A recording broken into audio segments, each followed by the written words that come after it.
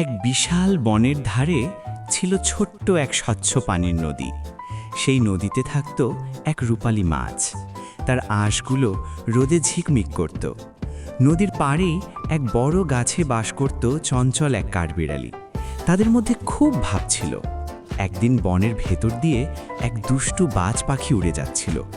সে নদীর রূপালী মাছটিকে দেখে ছোঁ মারার চেষ্টা করল। মাছটি ভয় পেয়ে পাথরের আড়ালে লুকালো, কিন্তু বাজ পাখিটি বারবার তাকে ধরার চেষ্টা করছিল। গাছের ওপর থেকে কাঠবিড়ালি সব দেখছিল। সে দ্রুত বুদ্ধি খাটিয়ে গাছের শুকনো কিছু বড় পাতা আর ডালপালা নদীতে ফেলে দিল। পাতাগুলো মাছটির ওপরে এমনভাবে পড়ল যে বাজ পাখিটি আর তাকে দেখতে পেল না। বাজ পাখিটি নিরাশ হয়ে উড়ে চলে গেল। মাছটি যখন দেখল বিপদ কেটে গেছে, সে পানির ওপর মাথা তুলল। কাঠবিড়ালিকে সে ধন্যবাদ জানিয়ে বলল, বন্ধু, আজ তুমি না থাকলে আমার কি যে হতো। কাঠবিড়ালি হাসি মুখে বলল, বন্ধুরা তো একে অপরের বিপদেই এগিয়ে আসে। সেই থেকে তাদের বন্ধুত্ব আরও গভীর হলো। তারা সারা দিন নদীর পাড়ে গল্প করত আর বনের শান্ত বাতাস উপভোগ করত।